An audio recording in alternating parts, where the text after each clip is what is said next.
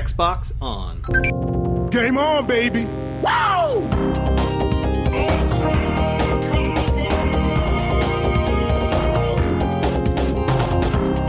Don't make a girl a promise you can't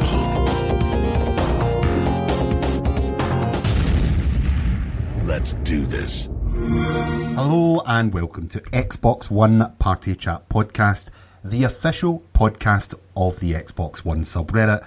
As per usual, I'm your host, Ross Miller, and I'm joined by, she is the captain of our ship, it's Sofia Harris. Hello. And everyone's favourite mod, sort of, it's Rhys. That's a definite sort of. So anyway, welcome to this very European edition of Xbox One Party Chat. Because there's no Americans on, we can actually record at a decent time. Right? Yay! And I feel like 8:30 is way too late, you guys.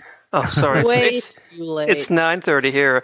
But yeah, Clay is sick. He has been sick for weeks now. His precious money making voice is just on the blink. So hi, Clay. Feel better. Yeah, get better. Pass into the iris. Is that a reference I don't get? The Overwatch reference. Okay. Can I say something before we get into the podcast to make everyone hate me? Yeah. No. I've never played Overwatch. Oh my god. And I probably never will. Get out.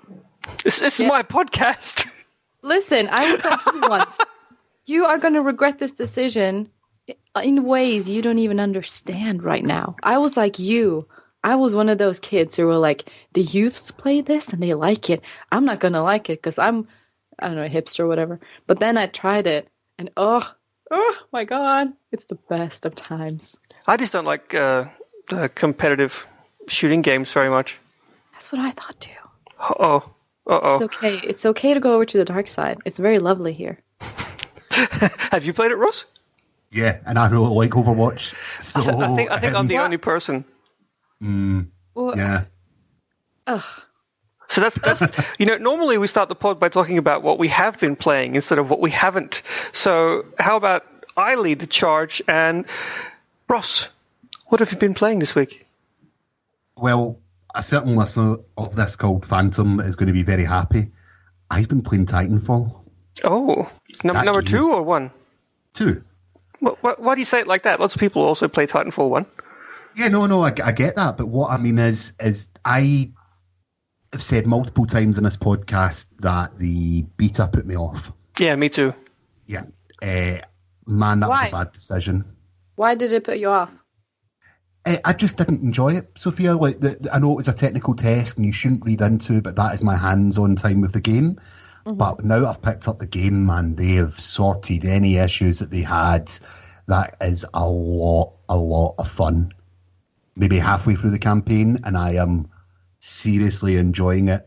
And all the hype that game got is fully deserved in my mind. I am really enjoying it. That's good.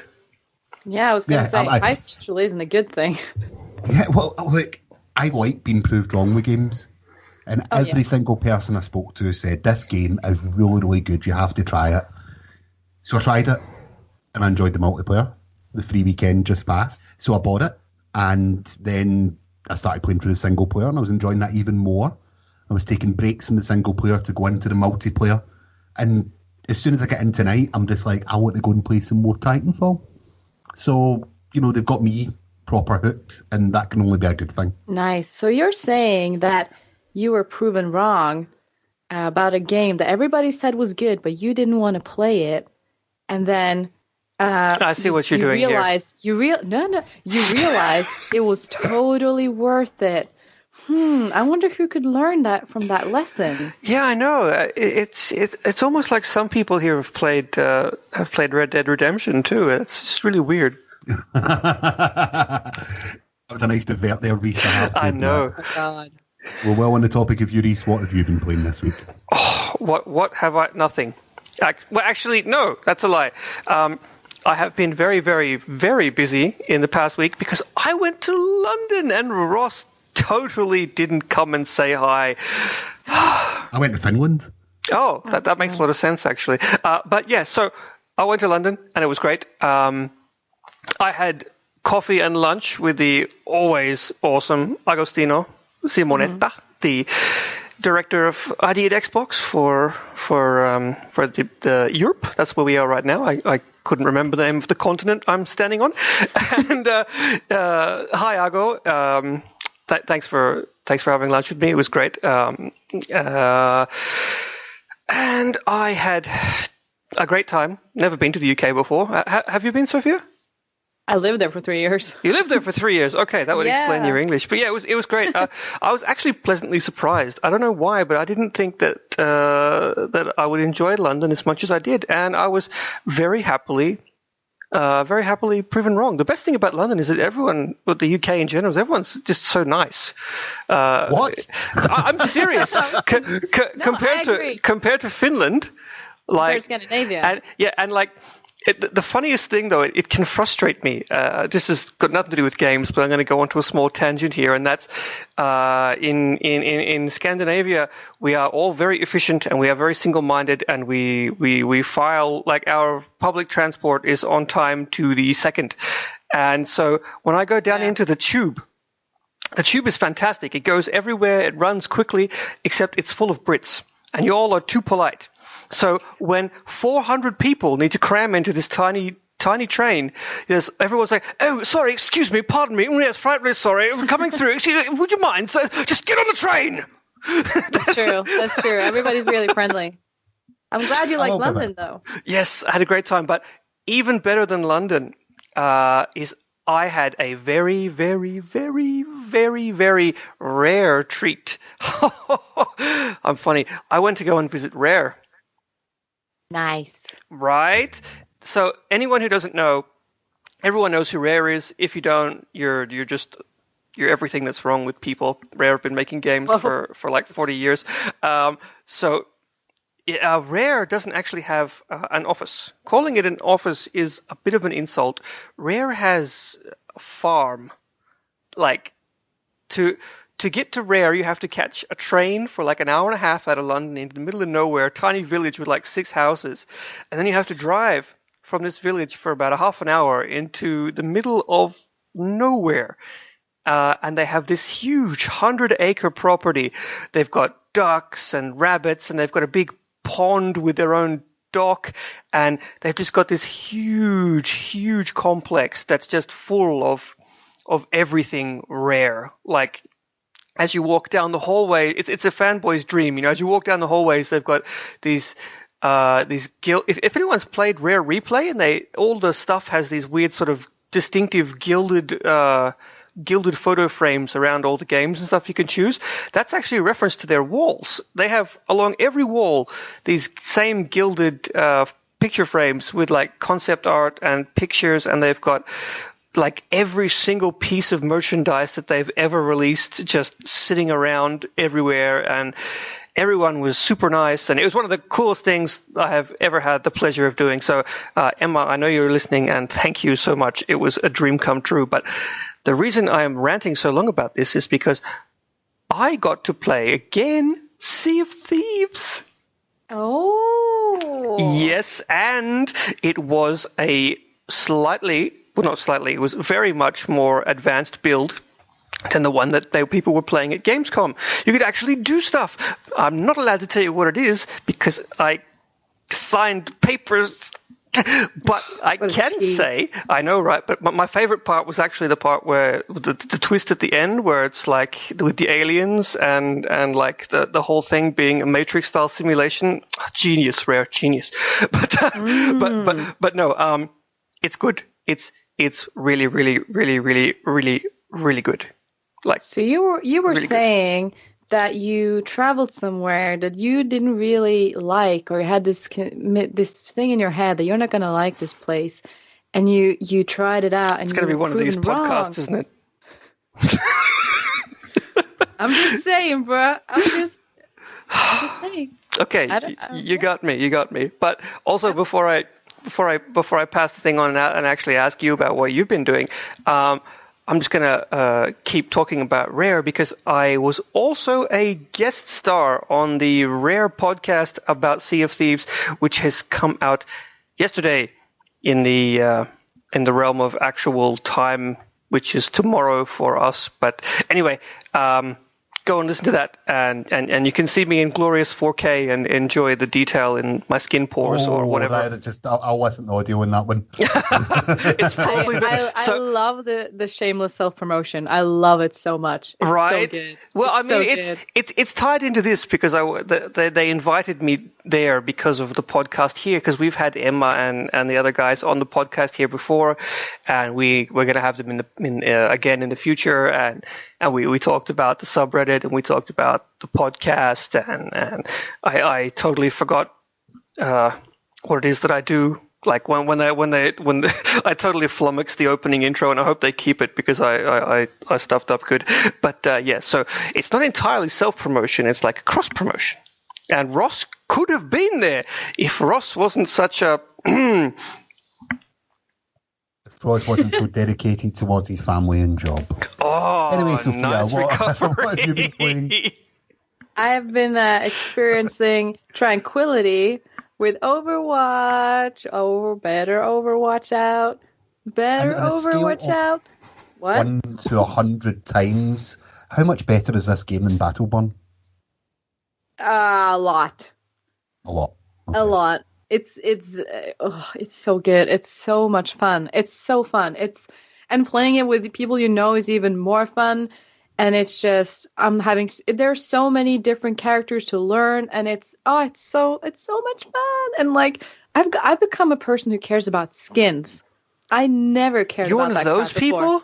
I never cared about that stuff. I was like, it's so dumb. People are, working around to get skins. And now I'm like, I got 2 skins yesterday, and I was so happy. Oh my god. My soldier looks like, they all look so cool. I'm so excited. But yeah. They actually do have really cool character designs. Like no one can take that away from them. They're so beautiful, and just the fact that every character it's not like they're all different, blah blah blah, but it's like they all function differently, and you can use them differently, and they work differently against the other players, and it's like all of these things you can sort of look into and build up. And like I streamed yesterday on my Twitch channel, Swordfish Kiss, if everyone else is gonna do promotion. Yeah, go for it. Yeah, and I did a team of all Torbjorns, and it was just so dumb, but it was so much fun. Everybody was building turrets. It was so silly, but it was so much fun. Like the fact that you can make dumb stuff like that too is great. And the new maps are awesome. I played on the PTR, so I played the new Symmetra and the new map. It's all super fun. Love it. 10 out of 10. Super fun.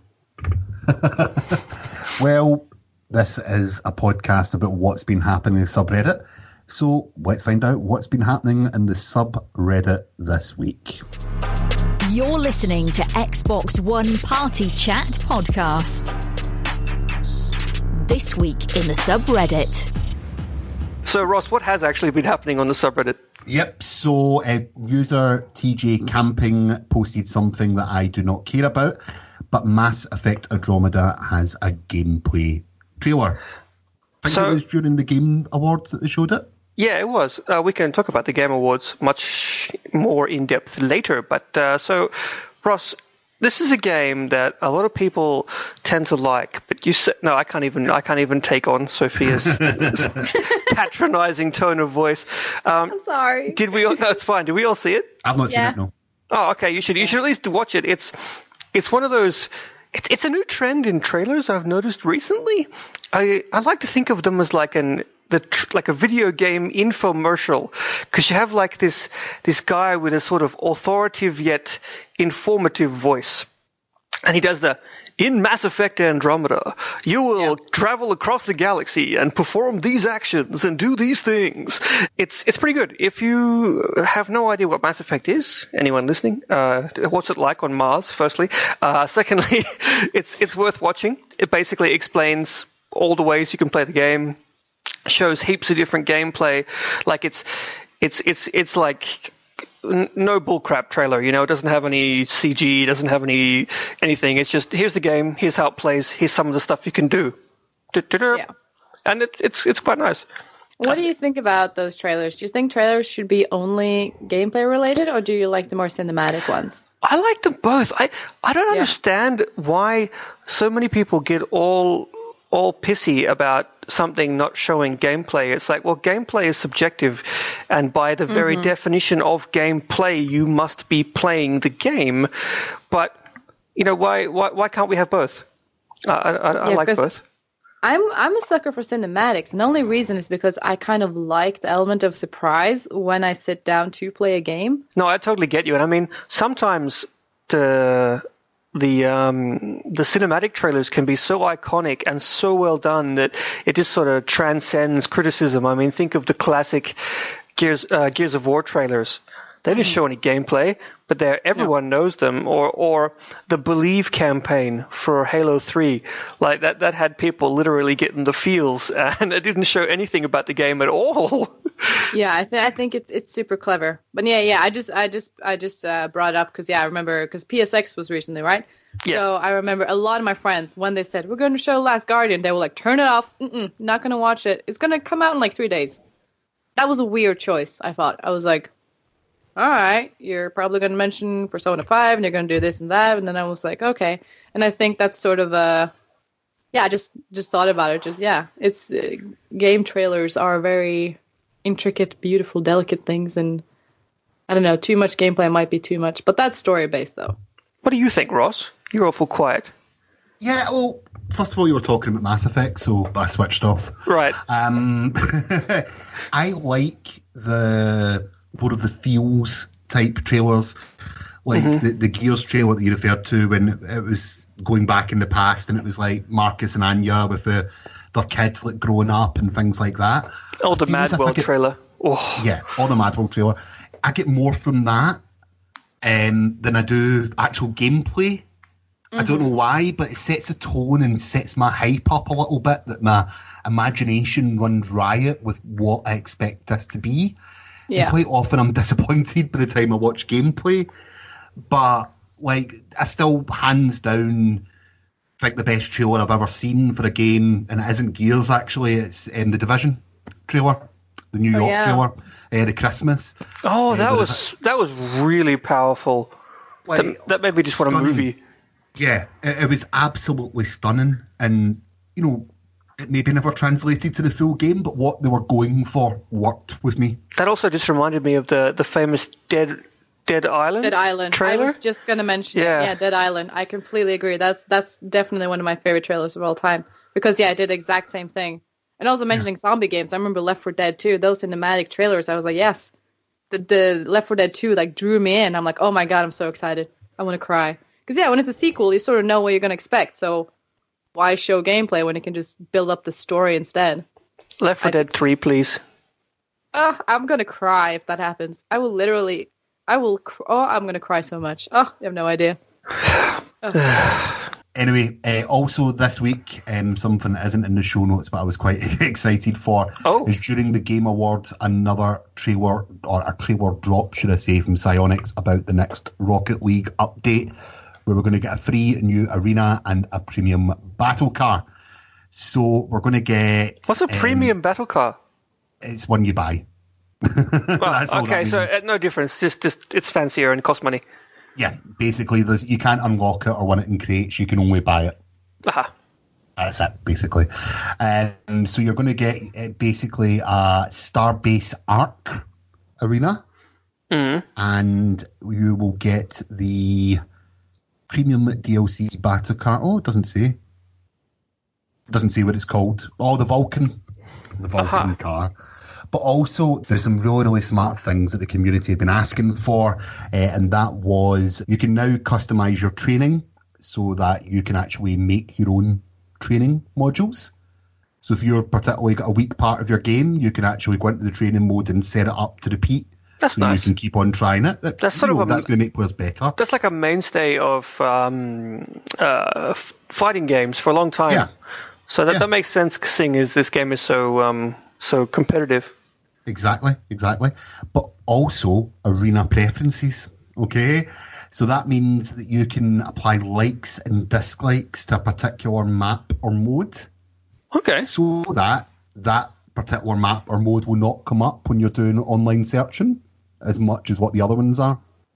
So if you don't particularly like Canal or, the Aquadome or something like that, you can basically, or Neo Tokyo, because no one likes that.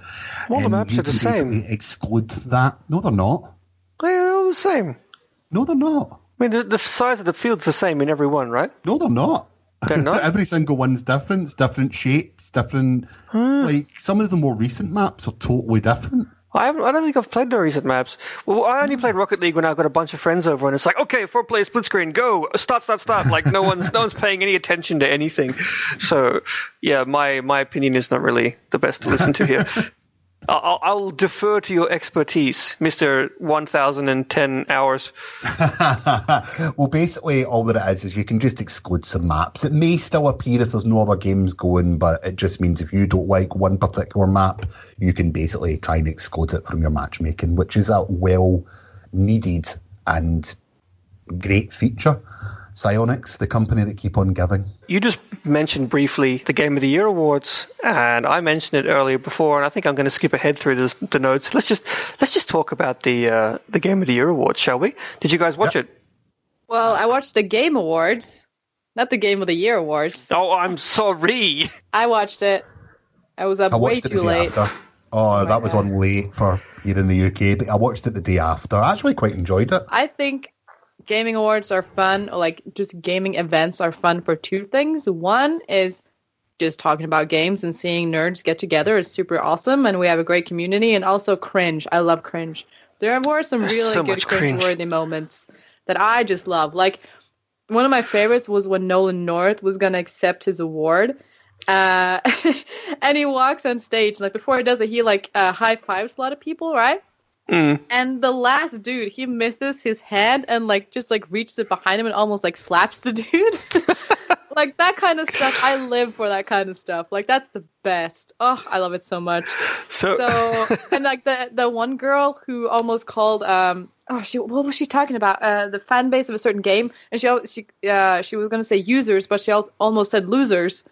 Like that kind of stuff. Oh my god. It's the best. So you like all those remixes and remakes and abridged versions of them that come out afterwards too? Yes, the main one's out already. Krabby Cat. Oh my god, go watch it. But I also think this year the majority, in my opinion, who received the awards were worth it. I also really love Jeff and Hideo's bromance. I thought he was such a long-running bromance. I was in my head, I heard Titanic music in the background talking about him. I don't know, I think it's adorable. There are a couple of the different categories I disagree with. Well, let's go through the categories. The biggest one, Game of the Year, was won by Battleborn. Oh, Overwatch. No, it was Battleborn. I was really happy Overwatch. about it. I think it's completely accurate because, some people might argue maybe Uncharted should have won, and Uncharted was an incredible game. But if you look at how many people are still playing Overwatch, that is crazy. People love it. It's so good. It's so much fun. I think all of the nominees were worthy, but I completely understand Overwatch winning. And you don't, because you don't play it, dumbass. And I probably never will. Next. You will. Best Game Direction, which I think is probably the winner for Stupidest Award. No, Blizzard, no. Next. Best studio.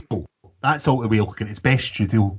Basically, yeah. You gotta realize what they've done this year. Well, in that case, yeah, I suppose Blizzard have done very well for themselves. I completely agree. There are some categories further down the line that I am really iffy about, but we'll get to those. Okay, so Best Narrative. Now, before I read this one, I'm going to read them because I think this is just an absolute cop-out when it comes to the winner. So the nominations were Firewatch, Inside, Mafia 3, Oxenfree, and Uncharted 4. And the winner was Uncharted 4 because money. No, because worth it. Uncharted 4's story is absolutely juvenile. But if you look at the other nominees, unquestionably Uncharted was worth it. Compared to Inside? Are you telling me Uncharted 4 has a better narrative than Inside? I think so. What are you, 10? No, I'm a person. Have you ever who... read a book? I'm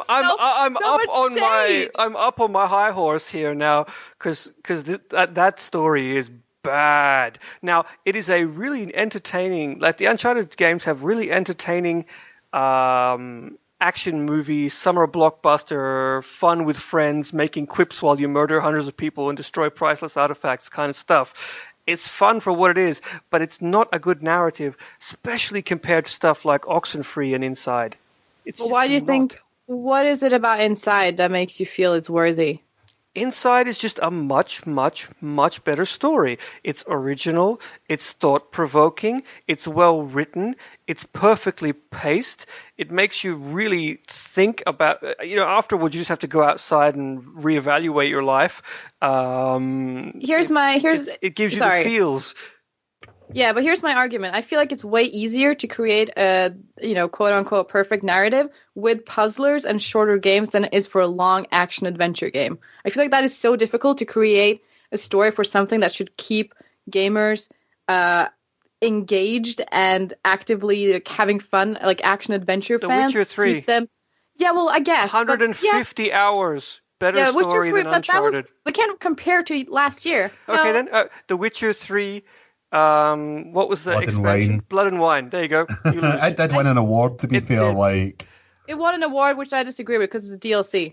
Okay, let's move on because we're going to be arguing for hours. It don't matter what I think about that. Oh, go for it. Quiet. I'll listen to all your points. Please, Ross, please. We are game fans on this podcast. It's an Xbox podcast, but one of my biggest things that I hate is that Naughty Dog are not on Xbox. I think Uncharted was a worthy winner. For the story, or just because you like Uncharted? See, this is a problem. People are like, I like Uncharted, so it should win every category. Maybe I just didn't understand Inside. I think it was a great game, but...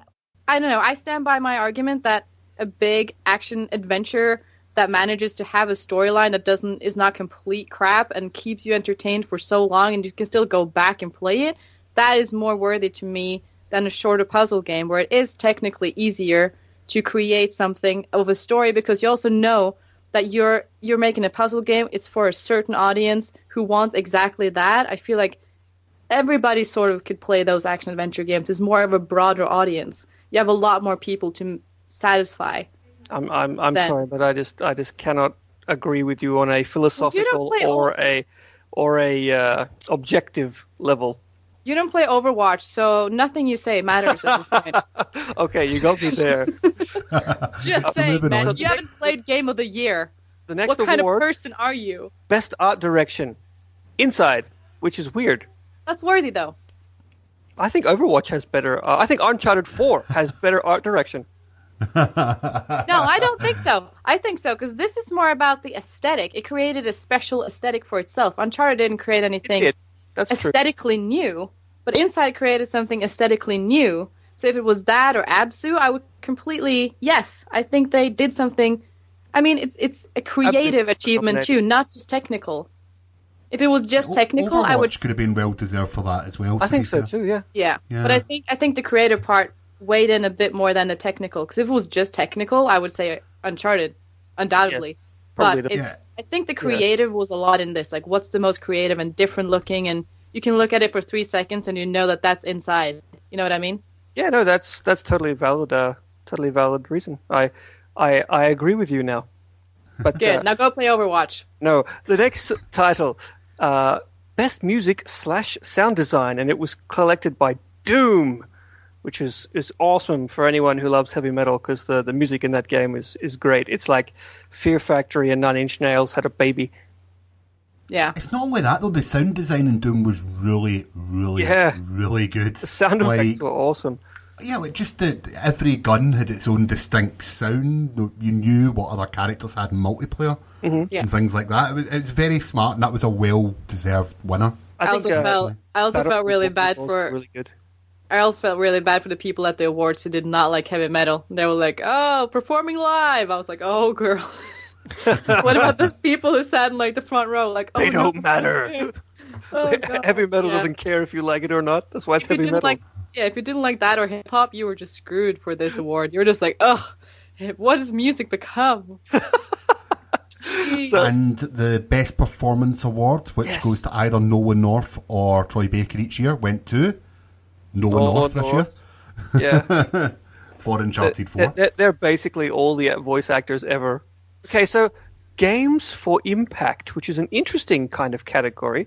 The winner was That Dragon Cancer. Have you guys played that? Very famous. No, I have not. No, but I thought that was the most, how should I put it, human moment of the award was his speech. I thought that was beautiful, and I thought that was putting us back to earth and realizing games have different goals, I guess, purposes. Mm-hmm. So I really did enjoy his little speech, and I thought that was worthy, and I think, that sort of grounded us before I went back to, commercials and, product placement and talking about games. Like, they are the most amazing things in the entire world. Like, that put us back into, okay, we got a beautiful social message, It was good. It was beautiful. Nice. I respect, man. Well, nice game. Nicely made. Well done. Next was Best Indie Game. And the winner was Inside. I think absolutely no question here. For me, it was if Inside, Hyperlight Drifter, or The Witness won, I'd be happy. So those were the three that Hyperlight Drifter got a mention up here. I know it was popular, but I didn't think it would get a nomination. So that's nice. We also had the developer from Hyperlight Drifter on here at one point, did we? Yeah, we did. Yeah, we did. Yeah. Oh, really? Best mobile or handheld game was Pokemon Go. Yeah, I was so happy. The best thing that happened in 2016, I tell you. So right now, one of the mods, hi Ryan, he's crying because he hates Pokemon Go with like a passion that I cannot even explain. Is it still doing well? Because I literally know no one that's playing it now. My girlfriend plays it every single day. Whoa, that's crazy. I stopped too. Sit on and let's Pokemon. She, because we'd walk everywhere. So just yesterday, we were walking home from a store and there was a new gym that had just popped up and it had a really low level gym master. And she was like, "Oh crap! I've got to get over there. Like I can finally beat someone at the gym." And so we hurried over there and there was like 10 people standing around with their phones doing the same thing. It was like, God damn it! I love that. I love trolling gyms too. I had a friend who took over a gym like a level 10 caterpillar or whatever. It's like the funny. No, here I think Pokemon Go honestly is one of the best things to happen in 2016. Not because it was a perfect game, but because people went outside and hung out with other people and forgot about how crap this year has been. It was fun. Everybody was happy. We were doing stuff that reminded us of back when we were kids, or there were kids being like, "This looks dumb," and I just wanted to punch them in the face because they don't realize what real Pokemon are. They are Charizard. That got serious. They got real dark real fast. Yeah. but also, I think it's the best thing that happened. Just because, people were outside. You could talk to anybody. I was walking around LA with like a Team Mystic shirt, and people were like, "Oh my God, me too!" And we started talking, just randomly. Just hey, now we're friends. Like it was so socially awesome. I think. That's great. That it really was true. Actually, that it really did, for a moment there, at least make gamers briefly social. Yeah. And speaking of things briefly. Speaking of things that are not social, best VR game. Am I right? Talk about Segway. That's Res right. Infinite. So the best VR game made last year is a game for the Dreamcast. I was surprised. I thought it was Batman. I was 100% sure that Batman was going to win that one. I liked Res 15 years ago. Oh, the shade. I like Job Simulator the best. That's the one I've had the most fun with. Yeah, I would agree with that. Job Simulator would have been for me as well. Just throwing crap around. Like I would go into that the car mechanic place and I pretend to be like an angry Italian mechanic and just throw shit around. Oh my God, it was the best. But I mean, I haven't really played the Res, so I'm not going to say anything. But I was certain that Batman was going to win that one. Kind of surprised, but. Res is great. Yeah. You can even pick it up on Xbox in HD without VR. It's a good game, especially if you like trance or electronic music. Oh my God, I live for that. No, I don't, but it's okay. They actually released an accessory, a vibrator for Res. Not the kind of vibrator you're thinking of, but a small thing, roughly the same shape as a mouse. You're not making it better. Like, yeah, it was roughly the same shape as a mouse, so it's only for a certain kind of person. and it would vibrate in time to the music. I'm Sure not it would. joking. Yeah, sure it would. It had a really funny name too. I'm going to very quickly. Sorry, Rhys, I'm just staying quite silent here and just wondering if this is going to be cut from the podcast. But where did this instrument go? Here it is. The Res Trump. Trance Vibrator. It's right here. You Google it. There's even an article about it on The I'm gonna Verge. Google vibrator. I know it's gonna pop Yeah. up. Yeah, like my wife uses this computer. No, well, So- seriously, it was a thing, and it still exists. You could find it. I mean, 15 years ago, it was a. I mean, it's from Japan. But where did you Well, put it? I guess. What do you mean? What do you mean? Why did I know about that? No, Where would you put it? Where do you put it? Wherever you like. Oh my God, you're making this worse. If you own one of those, you're not gonna get any action. Speaking of action, best action game went to Doom. Let's move on. You're doing well. You're I segueing know. like a pro. I'm great at it. It beat Overwatch, so I'm happy. Best action adventure game, because actioning and adventuring are not enough on their own, was won by Dishonored 2, which I think was a bit of a surprise. Yeah, me too. I thought it would go to Uncharted for sure. I thought Yeah. it would go to Hitman, the game of the year. You like Hitman? I love Hitman. I haven't That played it is yet. such a surprise for me. So yeah, Okay, so best RPG, and this is the one that I'm sure you want to talk about, so take it away, please. The Witcher 3, Wild Hunt, Blood and Wine. I have nothing against The Witcher 3, nothing against Blood and Wine. Just it was weird that a expansion won against Dark Souls 3. That is just beyond me. Just Yeah, and Yeah. I mean, I Xenoblade thought Dark Souls Chronicles was gonna is get that. great too. yeah, that was just I thought that it's not unworthy of an award, but best role playing game, I felt kind of like. mean, World of Warcraft Legion is also up there, so that was Yeah. kind of lazy with nominations this year. Best sports/racing game. Okay, before I begin, it is a total cop-out that sport and racing is combined together. FIFA is not like Forza, and they should never be compared at all. That Yeah, said, 'cause- Forza Horizon 3 won. But yeah, I also agree. Sports and racing, putting them together is kind of weird. Right? yeah, like you can't really compare them. But Forza Horizon 3 is a worthy winner. But is that just down to a lack of quality racing games? It just did no competition. I think it's a lack of sports Exactly and that. racing games that putting them in like separate categories would be like there'd be like 3 nominations, and you know what I mean? Like And when Yeah. it comes to racing Few. games, I mean, there's 2 big heavy hitters at the moment, and there used to be, and that's Gran Turismo and Forza. But Gran Turismo is just a ghost at this point, and they haven't made a decent Gran Turismo game in like 10 years. Let's be real. So basically, anyone who wants a racing game buys Forza.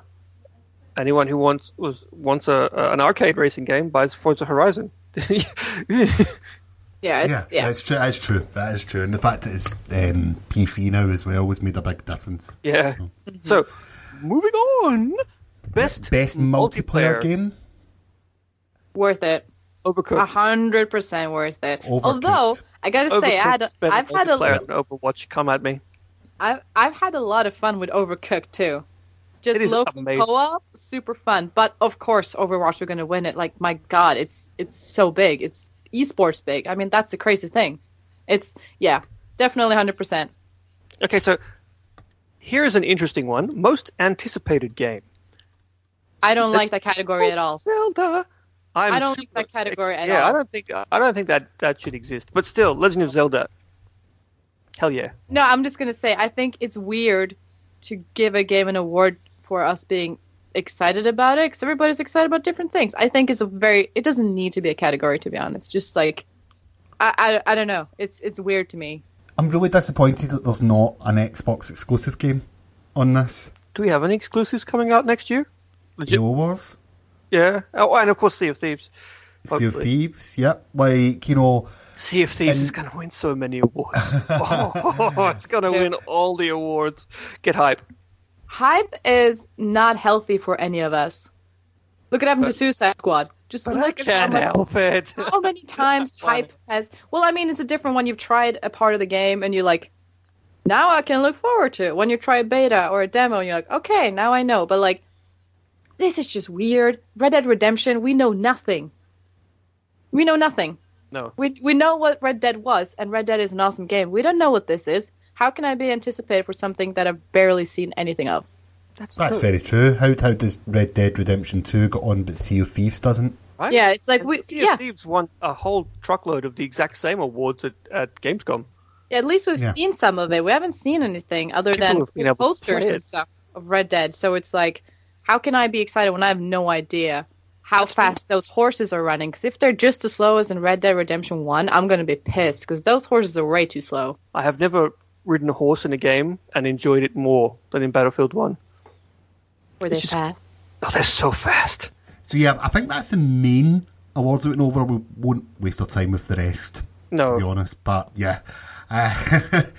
So we want to know your thoughts. Did all the awards go to worthy winners? Who would you have given the awards to?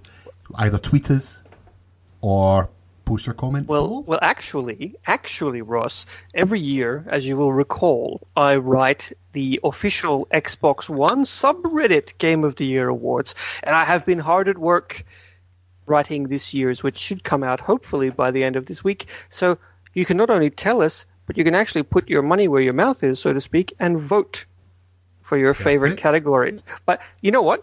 Let's make this interesting. How's about you guys tell me what kind of category you would like? Seriously, just leave some comments, and maybe I'll pick one, unless your category is Skuck, and then I'll just ignore everything you've said. But Overwatch Character of the Year. Yeah, okay. Moving on. No, I want a category. What's that? Best official podcast for a subreddit. Oh, there's only one answer for that. Before we go, because we've been chatting for a while now, Dead Rising 4 is out, and so is Final Fantasy 15. Both very, very, very, very big games. And they're both getting good reviews, which is surprising. Thoughts? I have played neither. Same. Because Dead Rising isn't out tomorrow for me, so I haven't had a chance to play it. Mm-hmm. And Final Fantasy 15 will probably be a Christmas present. Oh, that's nice. Yeah. I'm not a Final Fantasy person, so I'll probably will not play that because I get intimidated by games that take up a lot of time. And, Hello, Witcher. And when I heard that there's a monster in Final Fantasy that takes like 70 hours to beat, I was like, sorry, I can't. I have stuff to do. I have watching to sorry, over. that's just the best. That's the best thing. Sorry, I have stuff to do. Like that's just the best way I'm sorry. to just that. But I've never had a real relationship with Final Fantasy. That's why it's hard for me to jump in. You know what I mean? It's the type of series that you need a relationship with. Right. I feel like if I jump into it now, I'll be like, yeah, it's okay, but I don't get the references. I don't get the whole thing. In that case, I know that there's a game coming out that you are bound to be excited for because we can argue about games and we can argue about story, but I know there's one uniting love that we both share. Dead Rising 4. Oh, Dead Rising 4, of course. I'm excited for Dead Rising, sure. Me too, actually. I'm waiting for my pre-order to arrive. I haven't played it yet either, but I will more than likely rant and rave about it next week, depending on whether it's good or crap. Yeah. Wow, okay, so we've got one more regular episode, and then basically we've got the Christmas special. Yeah.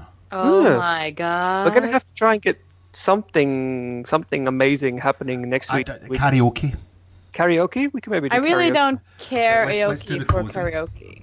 So that's been another episode of Xbox One Party Chat. We'll be back next week, hopefully with an undead Clay. Have another week. Xbox turned off. You're listening to Xbox One Party Chat Podcast, the official podcast of the Xbox One subreddit. Let's do this. And because there's only a few, so it won't take too long to go through, and we can talk about them. Let's do it. How are you going to start with the big one? Just a second, sorry. That was the best art direction. Oh, this might have to get edited, but let's just edit this. My thing just started auto playing the loudest music, so I hope that you don't have to hear that. Right, so Didn't hear anything. good. So yeah,